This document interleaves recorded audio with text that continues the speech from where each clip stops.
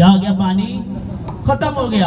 تو عرض کی یا رسول اللہ صلی اللہ علیہ وسلم پانی کی قلت ہے، اگر پانی نہ ملے تو ہمارے جانور یہ پیاس سے مر جائیں گے، ہم بھی پیاس کی تاب نہ لا سک رہے ہیں، ہمارا پانی بھی ختم ہو گیا۔ تو حبیب اللہ فرماتے ہیں کہ جاؤ لشکر میں جتنا پانی ہے اکٹھا کر کے لے کر آؤ۔ صحابہ کرام رضوان فرماتے ہیں کہ ہم سب سے تھوڑا تھوڑا تھوڑا جتنا بھی پانی تھا قطرہ قطرہ بھی ہم لے کر آئے۔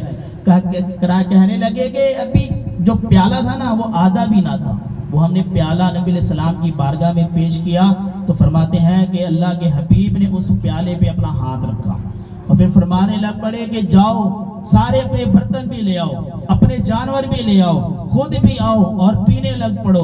صحابہ فرماتے ہیں کہ ہم نے دیکھا کہ ہم نے اپنے سارے لشکر کے جانوروں کو سیر کر کے پانی پلایا، ہمارے پاس جو سٹور کرنے کے لیے پانی کی چیزیں تھی ہم نے اس میں پانی بھی سٹور کر لیا، ہم نے خود بھی پانی سیر ہو کے پی لیا، خدا کی قسم اس پیالے سے ایک قطرہ بھی پانی کم نہیں ہوا تھا۔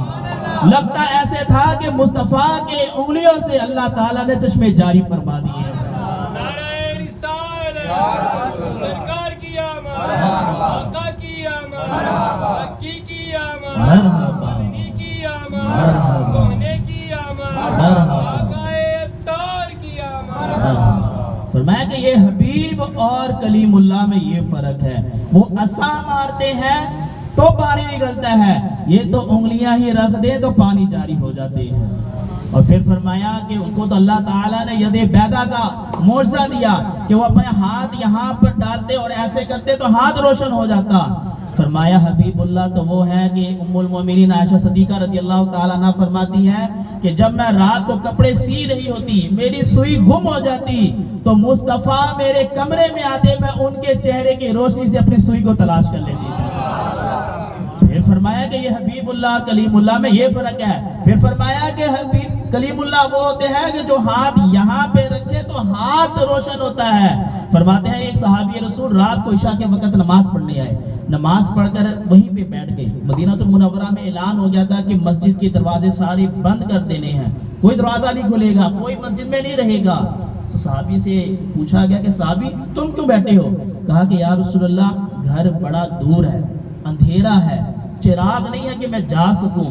تو میرے مصطفیٰ نے فرمایا کہ یہ لکڑی لے کر، لکڑی لے کر آئے، میرے مصطفیٰ نے اس لکڑی کو پکڑ کے ہلایا، روشن ہو گئی ہے۔ صحابی کو فرماتے ہیں کہ یہ لے لو اور اس کو ہلاؤ اور چلے جاؤ روشن ہوتے ہوئے، جب گھر پہنچو گے اس کو ہلانا، اس کی روشنی بند ہو جائے گی۔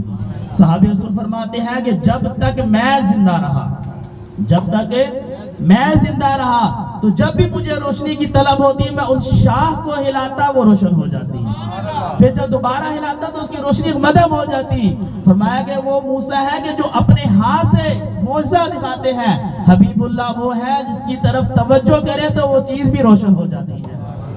پھر فرمایا عیسیٰ روح اللہ ہے، عیسیٰ کیا ہے؟ روح اللہ ہے۔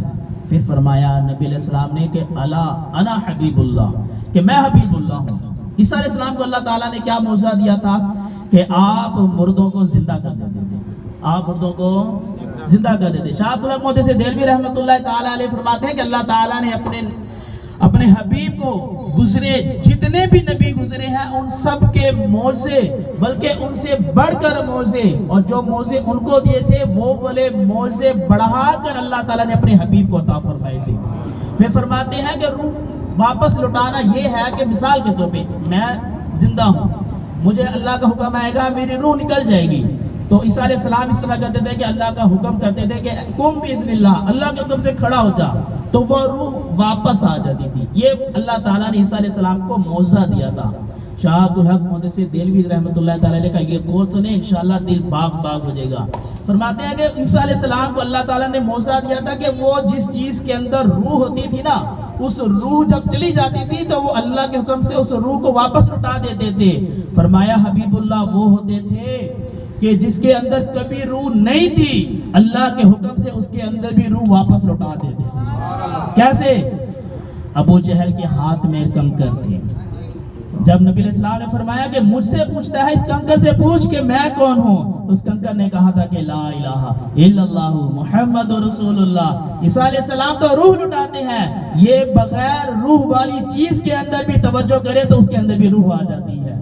خالی روح ہی نہیں آتی ہے بلکہ دشمن کے ہاتھ میں کلمات الحق بولنے کی بھی طاقت عطا فرما دیتے ہیں۔ انہوں نے کبھی دیکھا ہے کہ دشمن کے علاقے میں جا کے کوئی اپنی دلیرانہ دکھائے؟ کوئی نہیں دکھاتا، کہتے ہیں نہیں یار یہاں پہ اتنے بڑے دشمن ہیں تو میں اکیلا کیسے کروں، یہ کروں وہ کروں، نہ۔ لیکن جب نگاہ مصطفیٰ پڑ جائے تو وہاں پہ دشمنی نہیں دیکھی جاتی۔ یہ فرمایا کہ یہ اللہ تعالیٰ نے اپنے حبیب کو موعظے عطا فرمائے۔ پھر فرمایا کتاب الشفا کے اندر حدیث پاک ہے، حضرت عمر رضی اللہ تعالیٰ عنہ ارشاد فرماتے ہیں کہ حضور علیہ السلام کے سامنے ایک شخص آیا جو گو کا شکار کر کے لے کے آیا تھا۔ چھپکلی ٹیپ ہوتی ہے، بڑی ہوتی ہے، تو آگے کہنے لگ پڑا کہ آپ جنت کی باتیں کرتے ہیں، دوزخ کی باتیں کرتے ہیں، اللہ کی باتیں کرتے ہیں، یہ ختم ہو جائے گا، یہ ہو جائے گا، وہ ہو جائے گا۔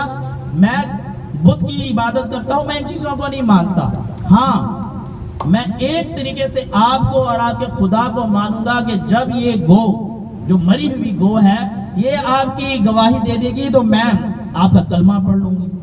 تو حضور علیہ السلام اس گو کو کہتے ہیں، اس کو کہتے ہیں گو کو، گو کون تھی؟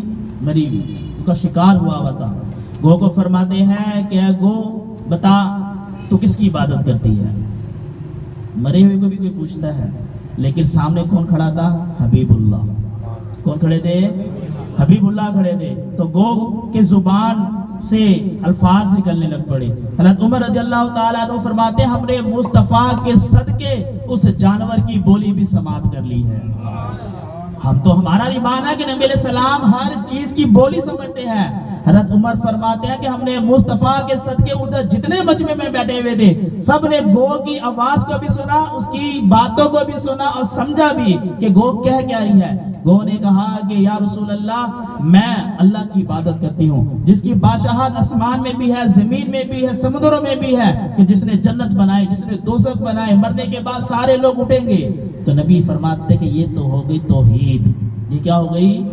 توحید ہو گئی۔ بتا کہ آنا میں کون ہوں، من آنا کہ میں کون ہوں۔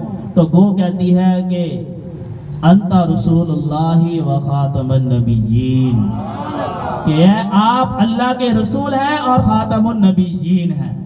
میں نے کہا کہ گو کو کس نے پڑھایا، وہ کس مدرسے میں گیا؟